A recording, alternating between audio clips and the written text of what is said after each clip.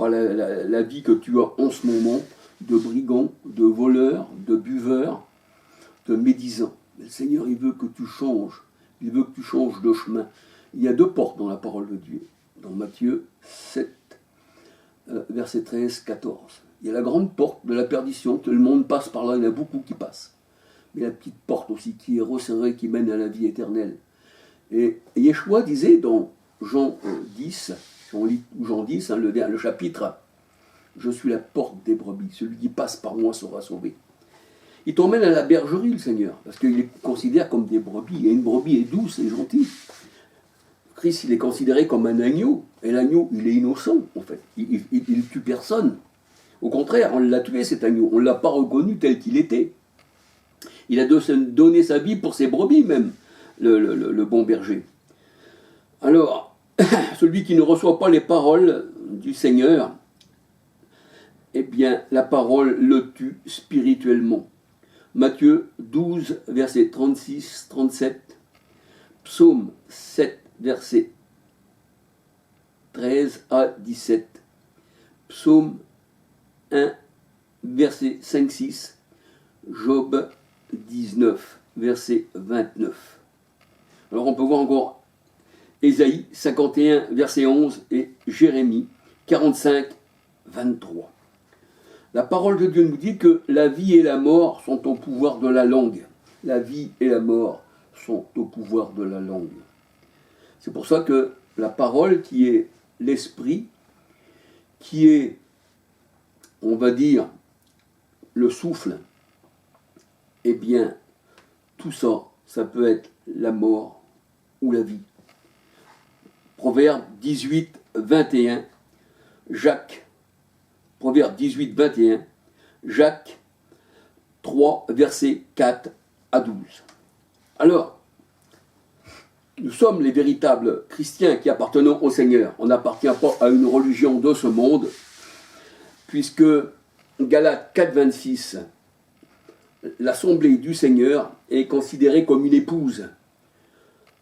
Dans Apocalypse 21, versets 1, 2, 9, 10, la nouvelle Jérusalem qui est céleste. Elle ne fait pas partie d'en bas. Elle ne fait pas partie de celle où on retrouve catholiques, protestants, et on retrouve la mosquée d'Omar. Ce n'est pas celle-ci que le Seigneur. Celle-ci, c'est celle qui tue les prophètes, dans Matthieu 23, 37. Elle est considérée comme l'Égypte. Apocalypse 11, verset 8.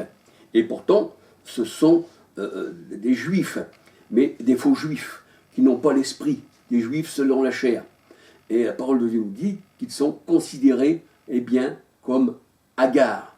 Mais ce sont les faux juifs. Le Seigneur prend des fois des nations pour justement parler des juifs par lesquels il était crucifié, pour faire comprendre que eh bien, ces juifs-là font partie aussi des nations. Galates 4, 21 à 31, Apocalypse 11, verset 8. Alors, nous les véritables chrétiens, nous venons avec l'épée qui est la parole. Et cette épée, eh bien, cette parole, eh bien, c'est l'évangile. L'évangile veut dire bonne nouvelle. Bonne nouvelle pour ceux qui la reçoivent, cet évangile, mais mauvaise nouvelle pour ceux qui la rejettent. Parce que la parole de Dieu nous dit que l'évangile est une odeur de vie pour ceux qui sont destinés à la vie, mais une odeur de mort pour ceux qui sont destinés à la mort. Si vous êtes contre l'évangile, vous êtes destinés pour le Seigneur à la mort. L'épée de sa parole vous a tué. 2 Corinthiens 5, verset 16. Et tous ceux qui étaient destinés à la vie éternelle crurent à Yeshua Massia. Acte 13, verset 48. Tous ceux qui étaient destinés à la vie éternelle, eh bien, sont ceux qui ont été destinés avant la fondation du monde, ceux qui ont été élus même avant qu'ils soient nés.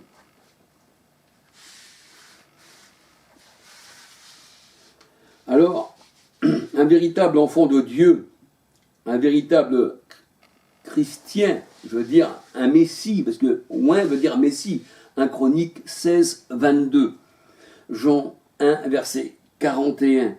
Eh bien, un véritable chrétien, eh bien, il ne vit plus selon les religions du monde, mais selon l'esprit du Mashiach. Romains 8, verset 9. Et si tu n'as pas l'esprit du Mashiach, tu ne lui appartiens pas. Nous avons une nouvelle naissance, c'est ce que nous dit la parole de Dieu. Jean 3, verset 3 à 8, 2 Corinthiens 5, verset 16 à 21. Et pour ce qui est de l'épée, je voudrais dire que l'épée, ce sont aussi les anges envoyés de Dieu, ses prophètes. L'épée est considérée dans la parole de Dieu comme une éclair. Et l'éclair représente aussi la rapidité et l'éclair représente aussi les anges du Seigneur. Matthieu 28, versets 2, 3, 4, 5, Deutéronome 32, versets 41, 42. L'éclair représente la rapidité, Daniel 9, 21. Et elle représente aussi la lumière. Job 37, verset 15, Nahum 2, verset 4. Et la lumière représente l'enseignement. Proverbe 6, verset 23. L'épée, eh bien, c'est l'Éternel et c'est aussi nous. Psaume 6, verset 13 à 17.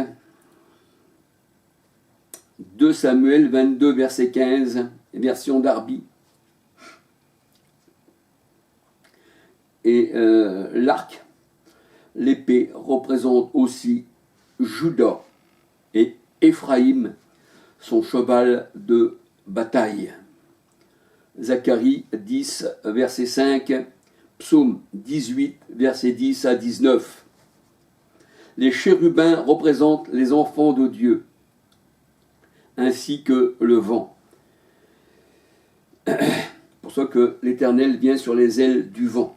Il vient sur les nuées qui représentent aussi encore ses serviteurs, les anges. Hébreux 1, verset 7, 14. Hébreux 1, verset 7, 14. Psaume 104, verset 2, 3, 4. Les nuées représentent les chérubins sur lesquels le Seigneur est venu, à laquelle aussi il est assis. Ésaïe 19, verset 1, Ésaïe 60, verset 8. Ésaïe 19, verset 1, Ésaïe 60, verset 8. Le feu, la grêle, les chardons de feu représentent ces anges, ainsi que les flèches et les coups de foudre. Psaume 18, verset 10 à 20. L'armée de Dieu, sa cavalerie, ses chars sont spirituels. 2 Rois 2, verset 2 Rois 2, verset 11. 2 Rois 2, verset 2, 11, 12. Ah, je vais y arriver. 2 Rois 6, verset 17. Ce sont une cavalerie spirituelle. Ce sont des esprits. Le Seigneur ne regarde pas la chair de l'homme, mais l'esprit dans l'homme. La parole de Dieu nous dit, telle est sa pensée, tel il est. Si ta pensée en toi, c'est une pensée de voleur, d'assassin, de meurtrier, de fraudeur, eh bien, c'est ta pensée qui fait ce que tu es. Mais si tu as la pensée de l'Éternel, eh bien, tu seras comme lui. Tu penseras comme lui et tu verras comme lui. Si ta pensée est dans les choses, tout ce qui est beau dans la vie, tout ce qui représente le bien, tout ça, eh bien, telle ta pensée est, telle tu es. C'est pour ça que le Seigneur dit, changez vos pensées, hommes pécheurs. C'est parce que c'est du cœur que viennent les mauvaises pensées. Le cœur, c'est ta pensée aussi. Le cœur, ça représente la conscience. Et nous avons eu le cœur lavé d'une mauvaise conscience. Hébreux 10, 22. Pourquoi ? Parce que tout vient du cœur. Il n'y a rien dans toi qui peut rentrer en toi, qui peut te souiller, non. Mais tout vient de ton cœur. Dans Marc 7, verset 14 à 23. C'est pour ça qu'il faut que tu sois circoncis du cœur, c'est ce que nous allons voir. Telle est sa pensée, tel il est. Proverbe 23, verset 7. Car les esprits méchants dans les hommes, eh bien, c'est ce que Dieu combat. Il combat votre mauvaise pensée avec son épée. Il combat les mauvais esprits. Éphésiens 6, verset 12. Dieu nous considère comme des esprits. Hébreux 1, verset 14. La chair de l'homme, eh bien, la chair de l'homme ne sert à rien, nous dit la parole de Dieu. Jean 6, verset 3.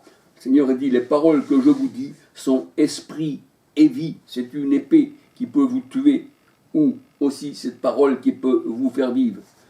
Celui qui reçoit mes paroles vivra par mes paroles, qui dit le Seigneur. Celui qui reçoit mon esprit vivra par mon esprit. Mais celui qui ne reçoit pas vivra par son esprit, et il est loin de l'Éternel, et il va mourir. C'est ce que le Seigneur nous dit. La parole de Dieu nous dit,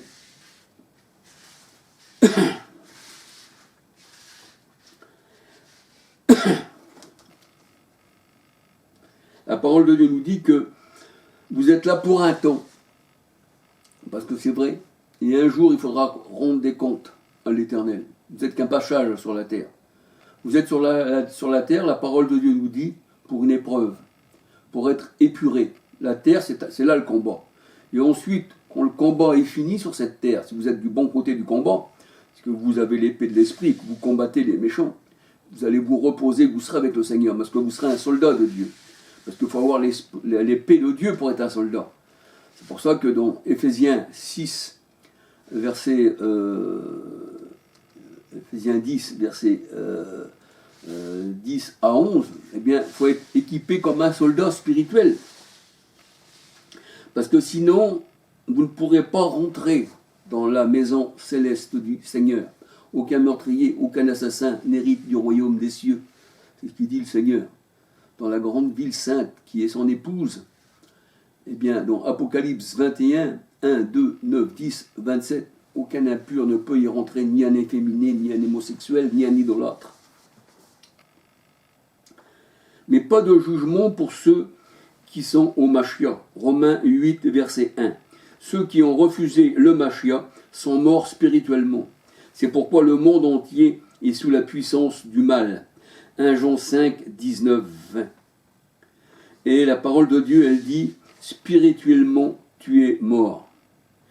Alors, c'est pour ça que dans ce monde qui est mort, le Seigneur nous dit, relève-toi d'entre les morts et Christ, le Machia, va t'éclairer.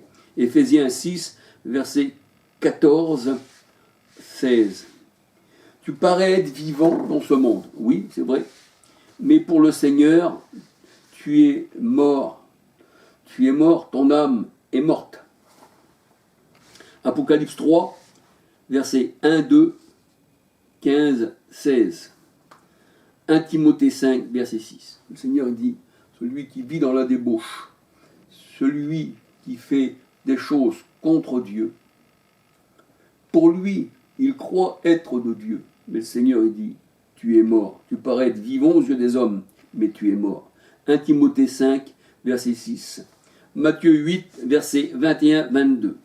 En fait, celui qui tue, la parole de Dieu nous dit, celui qui enlève la vie à quelqu'un physiquement, il est du diable. Celui qui enlève la vie à quelqu'un physiquement, il est du diable. Et le Machia est venu pour détruire les œuvres du diable.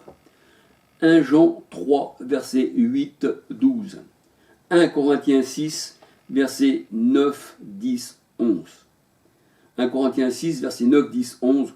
Aucun débauché, ni idolâtre, ni efféminé, aucun homosexuel, aucun transgenre, on va dire. Les ivrognes n'héritent le royaume des cieux de Dieu. Parce que Dieu ne peut pas te laisser rentrer dans son royaume, lui qui est saint, qui est sans péché, sans tache et sans ride. C'est pour ça qu'on dit que l'agneau, il est sans tache, sans ride, ça représente qu'il n'a pas de péché. Ça représente qu'il est retiré du monde, qu'il ne participe pas. C'est pour ça que la parole de Dieu nous dit qu'il nous a ôtés du monde et qu'il nous a fait asseoir dans les hauteurs. Le Seigneur disait aux pharisiens qui étaient contre lui, vous êtes d'en bas de cette Jérusalem qui tue les prophètes. Matthieu 23, 37. Ça va être ça. Eh bien, cette Jérusalem ne l'a pas connue, elle l'a rejetée, elle l'a crucifiée. Apocalypse 11, verset 8, appelé spirituellement Sodome et Égypte. Elle n'hérite pas du royaume des cieux, ni celui qui est homosexuel. Et on voit que les religieux, aujourd'hui, qui se disent chrétiens, marient les homosexuels, et il y a même des soi-disant pasteurs homosexuels, alors que c'est une abomination devant Dieu. Tu ne coucheras pas, dit l'Éternel, avec un homme comme on couche avec une femme. Le Seigneur, il a fait la femme et l'homme, justement, c'est pour avoir des enfants. Mais il n'a pas fait que les deux hommes se marient, et puis que, eh bien, ça ne peut pas donner d'enfants. Non, ça ne peut pas. Là, c'est franc-maçonnique et tout ça part à la destruction. Et tout ça, eh bien, c'est les Illuminati qui, au jour de Noël, nous voyons, ils mettent plein de petites lumières autour de leur maison. Ça représente, eh bien, ceux qui les dirigent, les Illuminati. Alors, aucun homosexuel, aucun débauché, aucun impur, 1 Pierre 1, verset 16, eh bien, ne peut rentrer dans la maison de Dieu. Il faut être nettoyé, premièrement, Hébreux 10, 22. Dehors les chiens, nous dit la parole de Dieu, dehors les porcs, Apocalypse 22, versets 14, 15, 16. Et le commandement de Dieu est « tu ne tueras pas ». Tu ne tueras pas. Celui qui tue est du diable. Exode 20,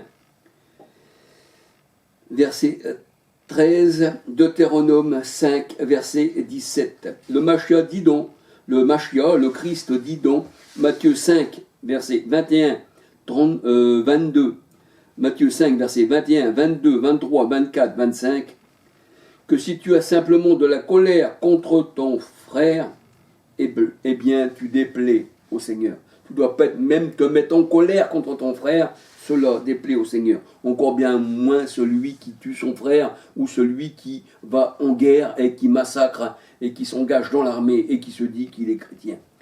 On voit que Ben Yaou, je crois que c'est Ben Yaou, celui qui est ici là, dans la Jérusalem actuelle où il tue les bébés, tout ça, eh bien, il n'a jamais connu le Seigneur. C'est un faux juif, c'est un sioniste. Et nous voyons que l'Amérique est appelée le grand Satan. Et je trouve que ça lui va bien, parce que tout vient aussi, le centre, on va dire, l'Amérique. Je ne parle pas du peuple américain, mais de ceux qui les dirigent. Eh bien, ce sont les frères de la truelle qu'on appelle la franc-maçonnerie, en fait. Et nous voyons que même les nazis, si on veut bien rechercher, les nazis, c'est là-bas que ça a appris, que l'embryon s'est développé. Le nazisme s'est développé en Amérique, en fait. Alors, Yeshua se met dans une colère divine contre les assassins. Yeshua se met dans une colère divine contre les assassins. Matthieu 23, versets 29 à 37. La parole de Dieu nous dit que Dieu est amour. 1 Jean 4, verset 16. Jean 13, verset 34-35. Et un véritable disciple, eh bien, se reconnaît non à une croix autour du cou, ni autour de l'oreille, comme les skinheads ont des croix aux oreilles, même le monde a des croix après les oreilles, et Constantin avait aussi une croix, mais ça n'a rien à voir avec la parole de Dieu. Et on voit aussi que les nazis avaient la croix de guerre autour du cou, ça ne faisait pas pour eux, pourtant, eh bien, d'eux des enfants de Dieu, en fait, puisqu'ils ont massacré tout le monde. Donc c'est pas à une croix autour du cou que l'on reconnaît que nous sommes enfants de Dieu, mais c'est par l'amour, nous dit la parole de Dieu. Alléluia. Dieu est amour, 1 Jean 4, verset 16, Jean 13, verset 34-35. Le Seigneur dit, on reconnaîtra que vous êtes mes disciples si vous avez de l'amour, eh bien, pour votre prochain. Le Seigneur, il veut qu'on s'aime de l'amour spirituel, qu'on ait l'amour de Dieu pour aimer son prochain, parce que l'esprit de l'homme, eh bien, est trompeur. Mais si nous avons l'esprit du Seigneur, alors ça sera un véritable amour. Le Mashiach est venu dans le monde, eh bien, répandre son amour. Les hommes ont préféré la haine, ont préféré la guerre et ont préféré la mort. Ils ont préféré, eh bien, la guerre entre les nations. Jean 15, versets 9 à 14. Mais le Seigneur a dit, il n'y a pas plus grand amour que de donner sa vie pour ses amis, pour ses brebis. Et il a donné sa vie pour ses brebis, pour ses élus. Jean 10, versets 11 à 16, 26, 27, 28, 29, 30. Romains 12,